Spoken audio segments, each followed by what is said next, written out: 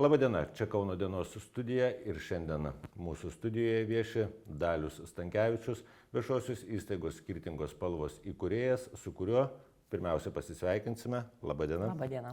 O pasakysiu, apie ką kalbėsime. Kalbėsime apie svarbius dalykus, tai yra tolerancija, savižudybių prevencija, emocinė ir psichinė sveikata. Taip pat, ko gero, paliesime ir paties Daliaus istoriją, kuri yra, norėjau sakyti, gan sunki, bet sutarkime, kad apsėsime be graudulingų kalbų, gyvenimas yra gyvenimas, nutinka visko.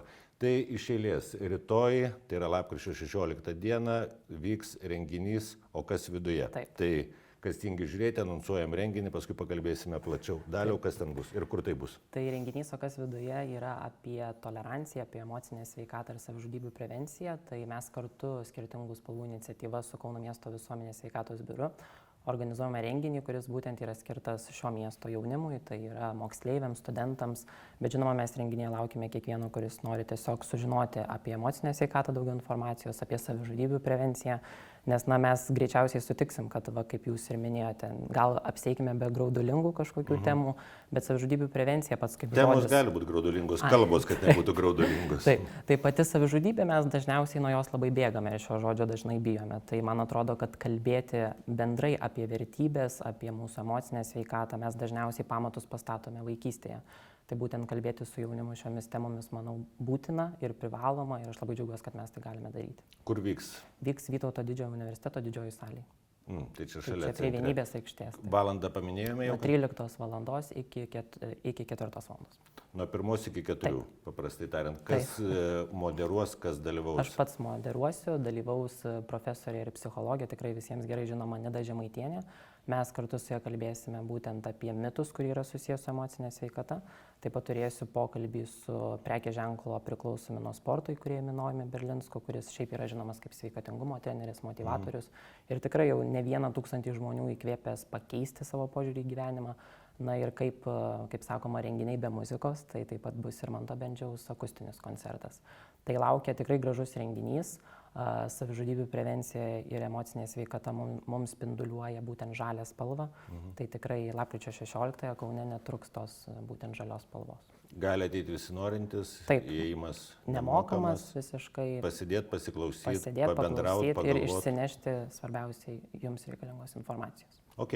Daliau, kodėl pats įkūrėjai Skirtingas spalvas, 3-4 metai, kaip pačiam kiek metų beje dabar? 25 su ja. 25, tai 20-21 įkūrėjai. Taip. Tavo pačio istorija, vėlgi aš mėgstu per žmonių istorijas, kad būtų aišku, kad tu ne šiaip ieškodamasis populiarumo ar kažkokių veiklų tai padarėjai, o tave išprovokavo tavo gyvenimo situacija. Taip. Tai prašymas papasakoti apie tai aš 20 metų gruodžio 21 dieną, kaip tik sentimentali tokia diena ir pati data prieš didžiąsias metų šventes, išgirdau visiškai netikėtą cukrinio diabeto diagnozę. Aš gyvenu pats su 1 tipo cukriniu diabetu. Tai kažkaip susipažinęs su šia liga ir supratęs, kad aš vis tiek jau nieko nebepakeisiu, jau man kas yra duota gyvenime, tas yra duota, aš negaliu kažkur palikti stalčiuje tos diagnozės ir su ja nebegyventi. Supratau, kad galbūt tam tikri gyvenime momentai yra skirti su tikslu padėti kitiems žmonėms, o galiausiai padėti ir pačiam savo. Tai vedamas būtent šitų savo gražių ketinimų, nusprendžiau, kad pagalba kitam yra labai svarbu. Ir susapnavau Skirtingų spalvų iniciatyvą sapne, visiškai identiškai kaip jinai dabar atrodo, aišku, tik be pavadinimo ir panašiai. Bet taip gaunasi, kad jau dabar 4 metus iš eilės mes kartu su komanda spalvinam Lietuvą ir šviečiam taip žmonės apie gyvenimą su skirtingomis diagnozėmis. Tai galbūt kas yra sunkiausia, kuomet mes kalbame apie sunkias diagnozes arba kuomet mes išgirstame netikėtą diagnozę, tai kad žmogus iš karto atmeta tą žinią ir jisai su ja nenori susigyventi.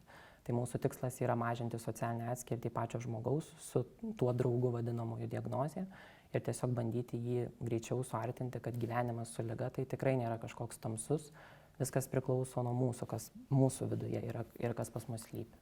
Kaip pats reagavai, kokia buvo tavo pirmoji reakcija, kai sužinojai apie ligą ir tai, kad visą gyvenimą su ją turėsi draugauti gyventi? Tai pats pirmasis klausimas buvo, kodėl būtent man. Tai yra visiškas kaltinimas savęs, nežinojimas, kur dėtis, ką veikti gyvenime, noras viską mesti, tikrai noras nebendrauti su jokiais žmonėmis, net ir su artimaisiais, tiesiog toksai visiškas noras išnykti iš gyvenimo. Tai kažkada esu minėjęs, kad net buvo toksai periodas, kai man net ir tyla būdavo nepatogi.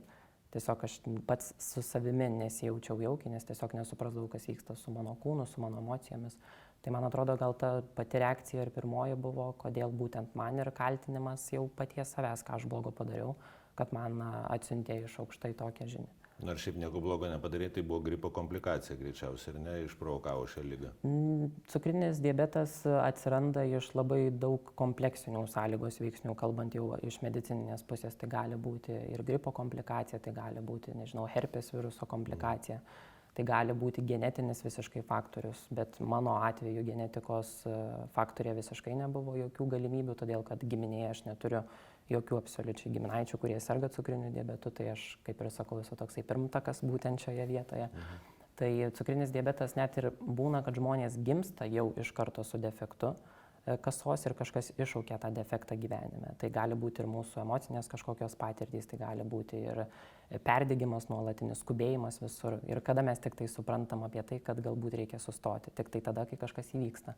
Tai dėl to aš labai džiaugiuosi, kad turėdamas progą kartu su iniciatyva kalbėti apie tai, kad sustoti reikia anksčiau, kol kažkas neįvyksta tavo gyvenime, to, ko tu jau po to nebegalėsi pakeisti. Neveltui sakoma, kad sveikata visgi yra brangiausias turtas ir tai nėra tušti žodžiai, nes mes turime aibę kiekvieną savų problemų, tol, kol nesusidurime su sveikatos problemomis. Ir tada visos kitos problemos pasidaro labai menkos lyginant su sveikata. Taip, ir niekas kitas mūsų sveikatos neišsaugos, kaip ne mes patys tik tai. Psichinė sveikata, vėlgi tai jau senai yra įrodyta, yra tiesiogiai susijusi ir su žmogaus fizinė būklė, sveikata ir emocijomis. Kaip pats jau nebuvo tokio momento, kad tarsi blogą sapną sapnuotum, kai sužinojai diagnozę, kad gyveni tarsi sapne ir kažkurio momentu turėtum prabusti ir pasaulis bus vėl kaip buvęs? Ne, va tokio pojūčio kažkaip neturėjau. Aš kažkaip iš karto iš tikrųjų kuo džiaugiuosi, tai savo supratimu, kad kai išgirdau diagnozę, taip man reikėjo laiko, kol aš ją prisijaukinčiau prie savęs, bet aš tikrai jos niekada pats šiaip neneigiau, kad jinai neegzistuoja. O daugelis, kurie išgirsta bet kokias diagnozes, kai mes kalbam nebūtinai apie diabetą, apie onkologinės ligas arba šiaip sunkės ligas lėtinės, tai dažniausiai žmogus nepripažįsta, kad jisai jos turi. Ir tai yra iš tikrųjų labai komplikuojantis dalykas pačią ligos eigą, todėl kad kai tu neigi dalykus, tu nesupranti, kad tai iš tikrųjų yra tavyje. Ir tai yra dalykas, apie ką mes dažnai labai nepagalvojam. Tai žinau žmonių, kurie ir COVID neigia, linkėjimai interneto komentatoriams, kurie turės ką parašyti šitą dietą. Tikrai turės. Tavo veikla, jūsų viešosios įstaigos veikla nėra vien tik apie cukrinį diabetą. Taip. Tai yra labai plati. Tai papasakok apie tas veiklas, kuo jūs dar užsiemate, kuo šviečiate visuomenę. Taip, tai skirtingos spalvos, gal aš pradėsiu nuo pačio pavadinimo, kodėl būtent skirtingos spalvos. Tai skirtingos todėl, kad mes kalbiname skirtingus žmonės ir norime išgirsti jų skirtingas patirtis, kaip jie susigyveno su liga, o spalvos tai todėl, kad kiekviena diagnozė pažymime būtent spalvą, su kuria gyvena tas žmogus. Tai kadangi aš pats gyvenu su cukriniu diabetu, tai būtent šią diagnozę pažymi mėlyna spalva. Kaip aš ir minėjau mūsų pokalbio pradžioje, emocinė sveikata pažymi žalią spalvą. Tai mes tiesiog norime parodyti, kad pas kiekvieną iš mūsų yra tam tikrų spalvų. Mes greičiausiai galbūt net apie jas dar nežinome.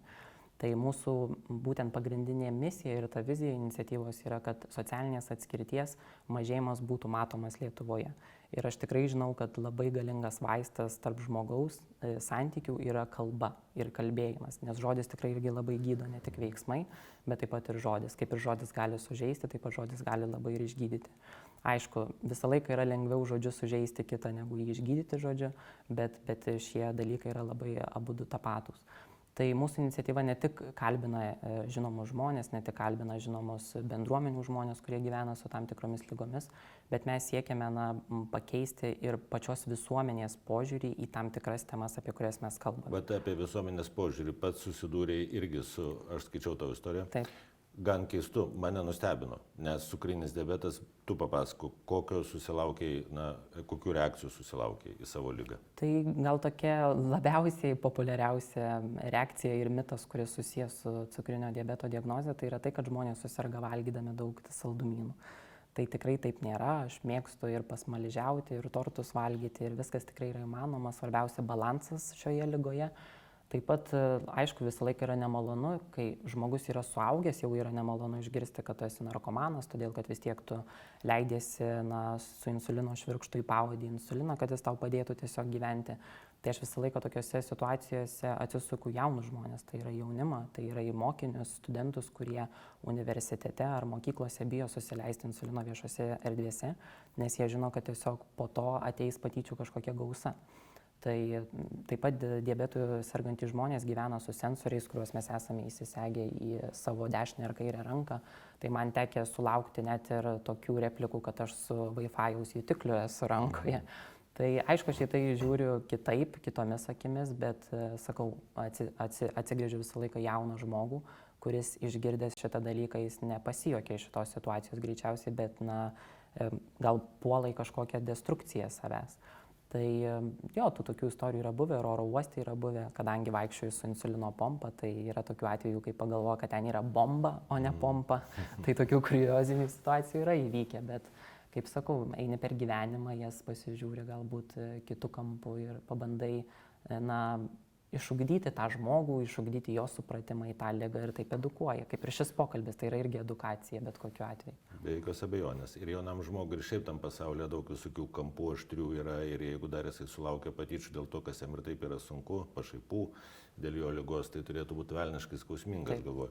Ir aš prisiminiau, kai aš buvau jaunas, man sakydavo, kad pas jauną žmogų negali būti problemų. Tai galbūt tai šiek tiek paaiškina mūsų elgseną, vyresnių, kurie buvom auklėti taip, kad jaunas džiaugiasi gyvenimu, o čia staiga paaiškėja, kad yra įvairių problemų, yra depresija, yra mintis apie savižudybę ir taip toliau. Tavo nuomonė, jaunimas sunkius laikus išgyvena, nes sunkius laikus bendraja prasme turiuomenė, įtampų daug visuomenėje, įvairių ir tiek dėl išorinių karų, tiek dėl vidinių įvairių dalykų. Kaip jaučiasi, negalima apibendrinti, bet ar iš ties tai yra gili, didelė problema jaunimo psichinė sveikata? Tai jeigu neliečiant to viso politinio bloko, tai tikrai manau, kad šiais laikais jaunam žmogui išbūti visuomenėje ir iš visoje faunoje mūsų supančių žmonių yra tikrai sudėtinga dėl pirmo numerio, tai yra socialinių tinklų įtakos. Todėl, kad čia gal labai svarbu išskirti šitą problemą, nes pasižiūrėkime, kas vyksta socialiniuose tinkluose. Mes matome ir transliuojamas savižudybės, ir savižalos kažkokius būdus. Ir žmogžudystės netransliuojamas. Ir tai jau dabar yra atėję į Lietuvą. Užsienyje jau tai yra buvę, bet dabar jau Lietuvoje tas yra. Ir aš suprantu ir tėvus pačius, kaip jie gali sukontroliuoti praleidžiamą laiką vaikų socialiniuose tinkluose. Uždaryti telefoną į dėžutę, paslėpti raktelį, praryti. Nu taip nepavyks vis tiek. Tai ir kas yra baisiausia, kad socialiniai tinklai taip iškreipia mūsų visuomenę ir ypač jaunų žmonių matymą į realų gyvenimą. Reiškia, kai žmogus jaunas užverčia mobiliojo telefono ekraną, jisai nuėjęs į realų gyvenimą nebemoka jame gyventi. Ir tai iš tikrųjų susiduriu pats ir bendraudamas su jaunais žmonėmis, kad jie bijo socialinio kontakto.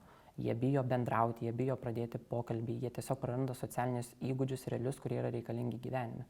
Ir tai yra mano nuomonė, nežinau, ar tai yra aišku moksliniais tyrimais įrodyta, bet aš manau, kad tai yra visiškai socialinių tinklų įtaka. Ir jinai šiomis dienomis yra labai populiarėjanti, todėl kad mes kaip tik viską sekame savo telefone, viską. Ir naujienas, kurios ateina ir su draugais bendravime, mums geriau paskambinti draugui, negu susitikti su juo gyvai. Bet jau ko gero Messengeriu ar kitą programėlę geriau parašyti, negu skambinti, nes aš jau žinau žmonių, kurie jau vengia net ir telefonu kalbėti, nes geriau parašo žinutę. Taip. Tai kad mes ir pasižiūrim į žmogaus, gyvenimo kažkokias šventės, kaip ir gimtadienis. Mes dažnai iš tikrųjų net nesusimastome, kad žmogaus gimtadienį prisimename ne mes patys kaip žmogus, o mums primena socialiniai tinklai. Sutartadieniu parašėjai ir viskas ir labai smagu. Tai, kad tu sakai, Japonijoje senokai jau teko skaityti, kad yra žmonių, net yra, neatsiminsiu to pavadinimo, jie turėjo savo ir žodį vardinantį tos jaunus žmonės, turbūt daugiausiai, kurie iš namų iš vis neišeina ir bendrauja tik tai socialiniuose tinkluose, maistą užsisako vėlgi per programėlės. Tai ateis kažkuria dalimi ir į Lietuvą, be jokios abejonės, ir tai, ką tu sakai, jau ateina, jau ir atėjo.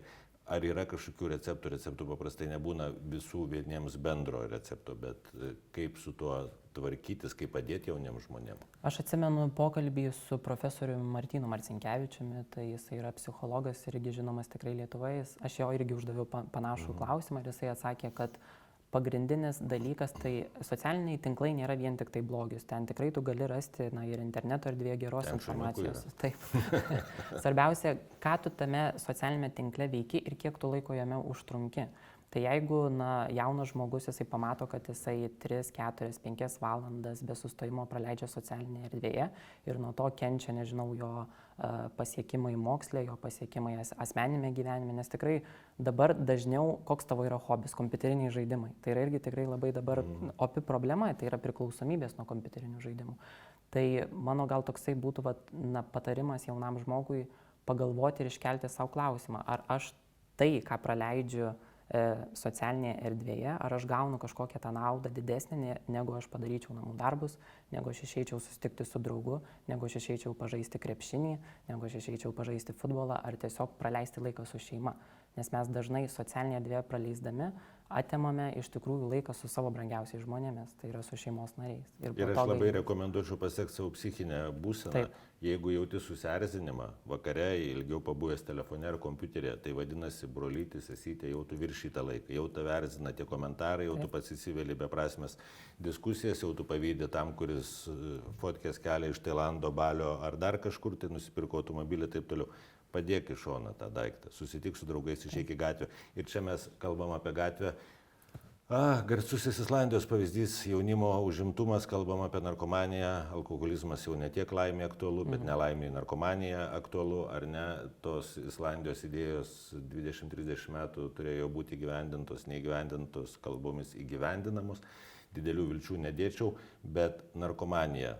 Visi dabar šunis siundys, kuprinės uostis, tvorom tveras, nežinau, ką ten darys dar mokyklos. Ar iš ties tokia didelė tavo kaip jauno žmogaus nuomonė yra narkomanijos problema Lietuvoje, kalbant apie jaunimą? Manau, kad yra labai didelė, todėl kad net ir žinau pažįstamų tarpe, kur pasako jauni žmonės, kad mokyklos būtent erdvėse, kai užeini pavyzdžiui į tualetą, išeina iš pradžių dūmai, o ne žmonės. Ir yra tai, kad išvežami yra jauni žmonės su greitosios pagalbos automobiliais, į skubę pagalbą. Tai man atrodo, kad čia yra dar visiškai atskira tema, kuomet mes turime kalbėti apie narkomaniją, apie elektroninės cigaretės. Ir aš labai džiaugiuosi, kad po truputį jas pradeda Lietuvoje griežtinti visą tvarką ir uždrausti, nes aš manau, kad to ir reikia, nes jau tai tampa nebekontroliuojama. Nebegali sukontroliuoti patys tėvai, tai jau tampa nacionalinė iš tikrųjų problema ir labai didelė, nes tai žaloja ir pačių jaunų žmonių emocinę sveikatą ir visus kitus faktorius, kurie yra su tuo susiję. Kaip spręsti šitą problemą be nacionalinio lygio, aš net neįsivaizduoju, kaip, todėl kad žmogui pasakyti, kad jaunam žmogui pasakyti, žiūrėk, nedaryk to, nes tai kenkia, jisai vis tiek tą darys, nes jisai nori būti, kaip mes ir kalbėjom, kaip kiti. Jie socialiniuose tinkluose irgi mato, galbūt, kaip jūs pats ir minėjot, nuotrauką kažkokią gražią įkeltą, laikų skaičių, jisai bando surinkti komentarą kažkokį parašyti, lengvai įžeisdamas, bet nepagalvodamas, kas tai gali būti. Nes kai tu esi nematomas žmogus, visuomenė tau yra paprasčiau, iš tikrųjų yra paprasčiau. Tai aš manau, kad jauni žmonės apie tai irgi kartais pagalvoja. Ne taip, mano laikais už mokyklos kampą įdom paprastų cigarečių parūkyti, dabar eina nepaprastų cigarečių parūkyti, stebuklingų ir paskui išveža greitusios ir gali būti, kad net ir spėčiau, kai kurios mokyklos stengiasi neviešinti tų dalykų, kad nepasidarytų gėdos savo ar ne, ir ta problema auga viduje. Bet jo sprendimas draudimais galima kažką pakeisti, čia mini, kad galima, kad reikėtų griežčiau kontroliuoti. Aš manau, kad taip, tai viskas priklauso nuo griežtumo. Jeigu jau tėvai nebegali pakeisti savo vaikų įpročių, tai gali pakeisti tik tai kažkokie draudimai jau iš politinės kartos. Ir užimtumas. Ir užimtumas, taip. Nors užimtumo šiaip iš tikrųjų, kaip mes pradedam kalbėti apie užimtumą, jo netrūksta. Mes matome daug ir nemokamų veiklų, vyksta kaip ir tokie renginiai, kurie bus lapkričio 16 dieną. Tikrai jaunimas yra įtraukiantis į visas absoliučiai veiklas. Reikia iškišti nosį iš savo urvelio. Taip, ir tiesiog pasižiūrėti į tą gyvenimą, kuris yra aplinkui. Pakelt minkštąją kūno dalį nuo sofutės, nuo foteliuko. Ir čia kaip senais laikais sakydavo, kad Kaune nėra ką veikti, nėra kur nueiti. Tai sakydavo, jūs atsiverksit tais laikais popierinį laikraštį ir ten surašyta. Ir kiek tų visokių įvykių, kultūrinių renginių ir taip toliau. Tai kai nori, žinoma, surasti. Savižudybės. Vėlgi jautri, skausminga tema, ribojama netgi įstatymais jos aptarimas, bet pakalbėkime ir apie tai. Vėlgi jaunimas psichinės sveikatos būklės nekokios yra. Kai psichinė sveikata šlubuoja, prasideda įvairios niūrios, tamsios ir pačios tamsiausios mintis. Kaip su šia vieta, kaip tavo nuomonė, tavo vertinimu su šia problema tvarkytis ir ar tai yra išties didelė problema? Aš manau, kad reikia galbūt pasidžiaugti tuo, kad kiekvienoje mokykloje ir gal yra net tėvų, kurie klausys šį pokalbį ir nežinos, kad kiekviena mokykla teikia ir psichologo, ir socialinio pedagogo paslaugas. Tai aš manau, kad iš vyriausybės pusės ir iš politikos yra daug dedama pastangų, iš tikrųjų savižudybių prevencija ir yra kuo pasidžiaugti, nes nuo 2024 metų jau atsiranda kaip ir atvejo vadybininkas, galbūt keistas žodis, bet iš tikrųjų tai yra žmogus, kuris bus su žmogumi, kuris galbūt ketino nusižudyti, bet ačiū Dievui jam nepavyko, arba bus su to žmogaus nusižudžiusiojo artimaisiais ir teiks jam pagalbą. Nes mes anksčiau, kuomet kalbėdavom apie savižudybę, mes visą laiką pamiršdavom, kas lieka po jos ir pačiam žmogui, kuriam nepavyko nusižudyti ir jo artimiesiems.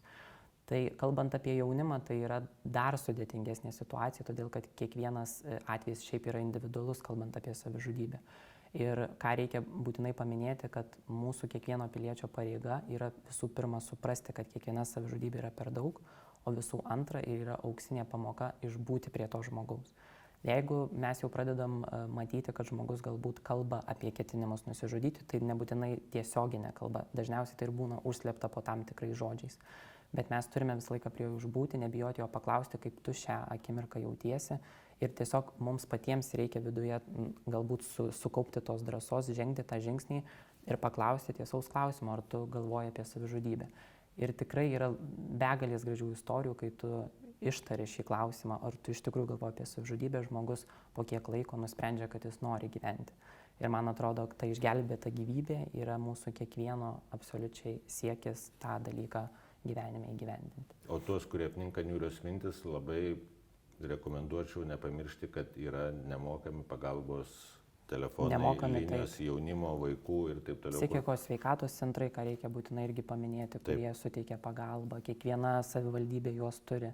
Ir tikrai, jeigu yra sunku, yra labai geros interneto svetainės, tai yra pagalbasau.lt ir tuesi.lt, kur tikrai suteiks visą reikiamą pagalbą čia ir dabar.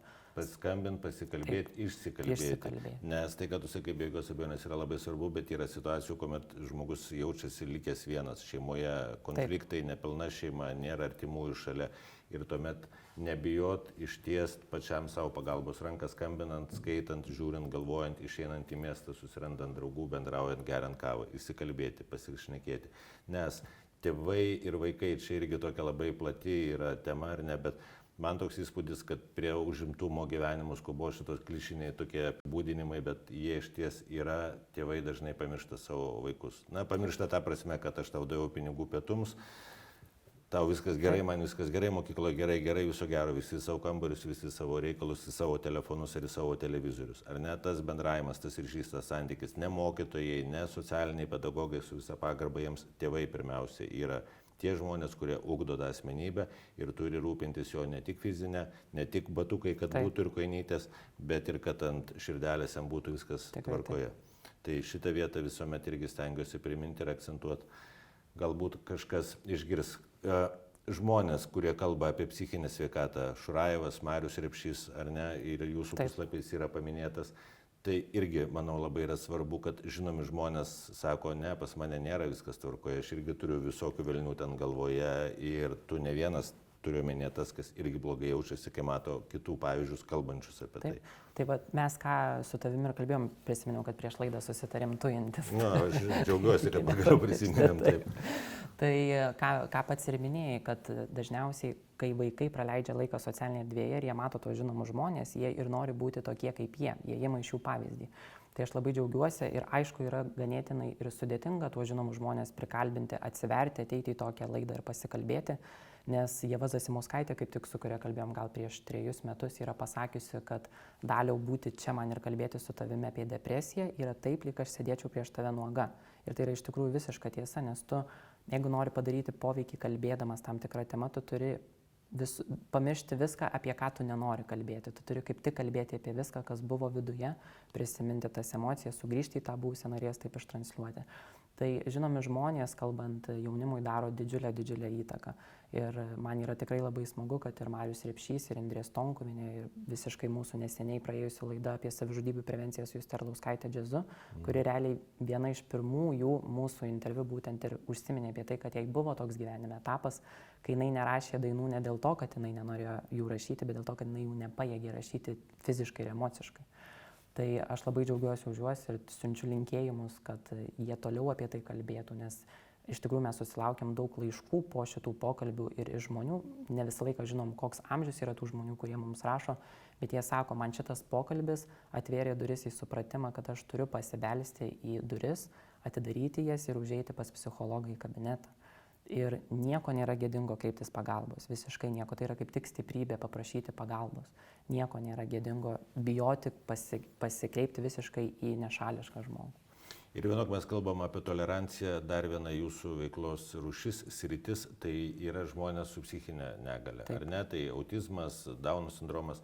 Tai vėlgi aš nežinau, nežiūrėjau tyrimų, bet iš artimos aplinkos, iš draugų, bičiulių rato, toks įspūdis, kad iš tikrųjų tų atvejų daugėja. Ir mes su lietaus žmonėmis, ar ne, irgi turėsime mokytis bendrauti.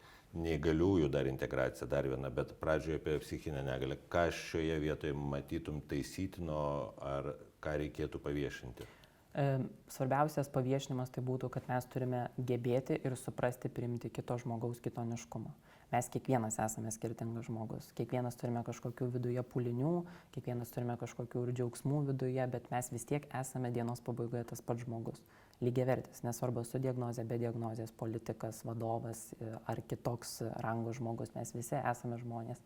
Ir kalbant apie psichinės negalės turinčius žmonės ir apie tai, ką pats minėjai, autizmas, Dauno sindromas arba šiaip negalia kaip aklumas, tai žmonėms yra dar sunkiau iš tikrųjų integruotis į visuomenės įvairias veiklas, tiek ir į pramogas, tiek ir į įtraukų į ugdymą, kuris, kaip ir minėjai, nuo 2024 metų mes žinom, kad jau visi žmonės, kurie gyvena su tam tikra negalia, įskaitant ir autizmą, jie galės eiti į bendrojo ugdymo mokyklas.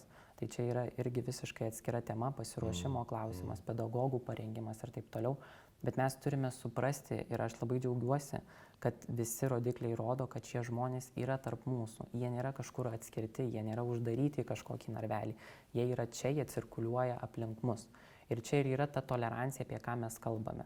Mano nuomonė, šiaip tolerancijos nebuvimas, tai yra lygiai tas pats, kad žmogus gyvena vakuume ir jisai visiškai nesupranta, kad aplink jo vyksta gyvenimas. Tai galbūt aš ištransliuočiau tokią žinutę, kad pagaliau priimkime kiekvieną žmogų. Nevertinkime, neuždėkime jam kažkokių trūkumų mūsų įsivaizduojamų, bet pabandykime išvelgti jame kažkokį ypatumą, nes mes kiekvienas esam kažkuo ypatingas. Bet kokiu atveju reikia tiesiog tai pripažinti. Nes aš dar pamenu iš jaunystės laikų, kai filmuodavau neįgaliuosius, jie retai iš namų išeidavo, kadangi tiesiog tų pandusų, kaip jie lietuviškai vadinasi, nebuvo niekur. Rampų labai buvo mažai ir ne. Ir dabar jau jų gerokai daugiau ir dažniau, nors vėlgi pagal tai, kiek yra, aš manau, mes per retai matome dar neįgaliuosius. Matome juos koncertuose, taip, bet viešoje erdvėje jiems matyti dar nėra patogu susisiekti ar keliauti. Bet čia gal būt labiau ne tik kiek iš aplinkos prieinamumo infrastruktūros pusės, bet kiek iš to, kad žmonės bijo eiti į viešumą dėl to, kad jie iš tikrųjų bijo būti žmogumi. Ir čia yra skaudžiausias dalykas. Ir bijo reakcijos. Ir jie bijo reakcijos, kaip juos reaguos, nes juos nužiūrės, juos apkalbės ir panašiai. Tai man atrodo, kad baisiausias iš tikrųjų gyvenime, galbūt baisiausia gyvenimo būsena yra tada, kai tu bijai būti žmogumi. Todėl, kad tikrai tokius dalykus išgyvena žmonės. Ir per tą būseną praeiti yra labai sunku. Ne tik praeiti, bet iš jos išvis išeiti ir pamiršti, kad tu bijoji kažkada būti žmogumi, tai yra labai sunki misija. Todėl mes, atrodo, kartais galbūt pasakydami kažkokį žodį arba net, nežinau, nepadėkodami, nenusišypsodami kitam žmogui, mes iš tikrųjų jam užveriam labai daug kelių į savęs pačio pasitikėjimą. Tai aš galbūt čia išskirčiau žodį baimė būti žmogumi. Čia gražiau ir iliustratyviau tai viską apibūdinti. Ir logiškai skamba, su darbdaviais taip pat bendraujate kažkiek, taip. Ir konferencijos ir visą kitą. Kaip darbdaviai reaguoja į galimybę priimti žmonės turinčius vienokią ar kitokią negalę? Taip, tai mes su iniciatyva po mūsų herojės istorijos su Irma Jokštytė, kuri gyveno su regėjimo negale, nuo pat vaikystės jinai jau tapo akla. turėjome kampaniją Įgalink. Tai toksai buvo pienės žiedas, kuriuo mes siekėme pasakyti ir ištransliuoti žinutę, kad ta pienė, tai yra, mes žinome, kas yra pienė, pienė yra piktžolė. Tai mes raginome tą piktžolę pamatyti pačiuose mumyse, ją išrauti, panaikinti ir pagaliau suprasti, kad mes galime kiekvienas žmogus įgalinti kitą. Tai mes kreipėmės taip į darbdavius ir prašėme jų, kad jie tiesiog pradėtų daugiau domėtis apie tai, kaip jie gali savo darbo vietą pritaikyti žmogui gyvenančiam su negale. Tai buvo konferencija, buvo mokymai tiek ir su psichikos sveikatos specialistais, tiek ir su aplinkos gerinimo specialistais, tiek ir interneto erdvės gerinimo specialistais, kurie darbdaviams suteikė informaciją, kaip padaryti darbo vietą, kuri būtų prieinama kiekvienam negalią turinčiam žmogui. Ir aš džiaugiuosi, kad buvo tikrai nemažai įmonių, kurios prisijungė ir didžiųjų įmonių, aš čia jų nevardinsiu, aišku, nes vis tiek konfidencialumas yra, bet jos dalyvavo tose mokymuose visuose ir jie nebuvo lengvi, jie buvo ilgi. Bet jie juos išklausė ir išsinešė tos reikalingos informacijos. Ir dabar, kaip aš jau stebiu, praėjus jau beveik 2 metams po šios kampanijos įgyvendinimo, kad tos įmonės jau padarė pokytį. Jie iš tikrųjų padarė ryškų pokytį ir priėmė žmonės dirbti su negale. Tai apibendrinant, mes kaip visuomenė jau mažiau akla, mes daugiau matome, sugebame pamatyti daugiau spalvų. Aš manau, kad taip. Čia reikia pasidžiaugti, kad ir ypač jaunoji karta, iš tikrųjų, mano amžiaus karta, jinai atviriau žiūri į pasaulį. Kaip mes ir kalbam, kad socialinė atskirtis formuojama yra ne tik per ligas, per mūsų požiūrį į tolerancijos klausimą, į LGBT bendruomenės, į amžizmą tą patį, į rasės skirtumus, tapatybės ir panašiai. Tai aš tikrai džiaugiuosi, kad mes esame atviresni visiems žmonėms.